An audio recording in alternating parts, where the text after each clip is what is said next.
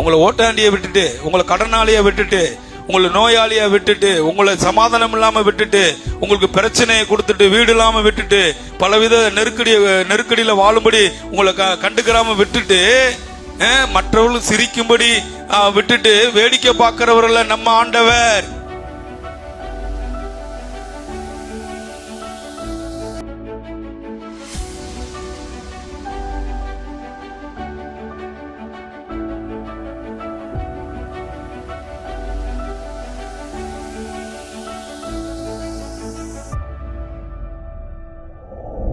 நம்ம என்ன வம்சம்? நம்ம ஆபிரகாமின் வம்சம்.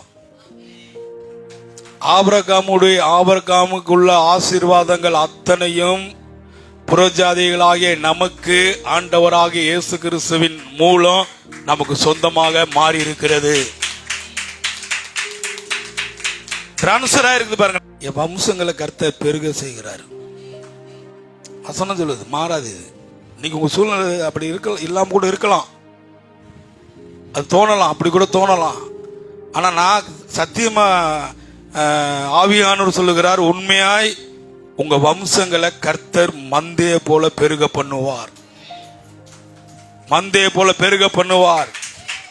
உங்க வம்சங்களை சொல்லுங்க, உங்க வம்சங்களை மந்தைகளை போல பெருக பண்ணுவார். பக்கத்து உங்க வம்சங்களை மந்தையை போல பெருக பண்ணுவார். அல்லேலூயா.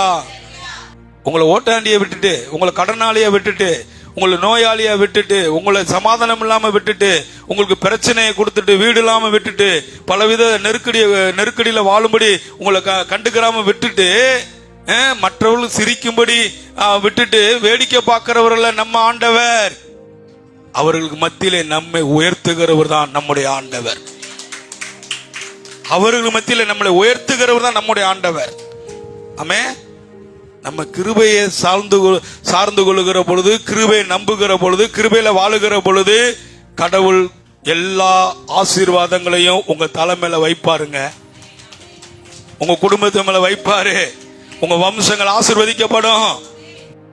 கிருபையை சார்ந்து கொண்டா, கிருபை மேல நம்பிக்கை இருக்குமானால், கடவுள் சொன்ன வாக்குத்தத்தங்கள் மேல நம்பிக்கை இருக்குமானால், கடவுளுடைய கிருபை என்னை வெறுமையா விட்டுறாது. கடவுளுடைய கிருபையை நம்புகிறேன், நான் ஓட்டாண்டி ஆக மாட்டேன், கடனாளி ஆக மாட்டேன், என்னை ஓட்டாண்டிய கர்த்தர் ஆக்க மாட்டார். கடவுளுடைய கிருபையை நான் நம்புகிறபடினால், கடவுளுடைய தயவை நான் நம்புகிறபடினால், கடவுளுடைய கிருபையை நான் கடவுளுடைய கிருபைக்கு காத்திருக்கிறபடினால், கிருபையை சார்ந்து வாழுகிறபடினால், ஓட்டாண்டியா இருக்கிற என்னை அரசனாக மாற்றுவார். உன் வம்சம் ஆசீர்வதிக்கப்படும். கிருபை உன் மேல இருக்குது. ஆபிரகாமின் ஆசீர்வாதம் உன் மேல இருக்குது. யாக்கோபு கூட்டத்தில் இருக்கிறீங்க, ஏசா கூட்டத்தில் இல்ல. எங்க இருக்கிறீங்க? யாக்கோபு கூட்டத்தில் இருக்கிறீங்க. நான் சொல்லுகிறேன், கிருபையும் நன்மையும் ஜீவனுள்ள நாளெல்லாம் உங்களை பின்தொடரும்.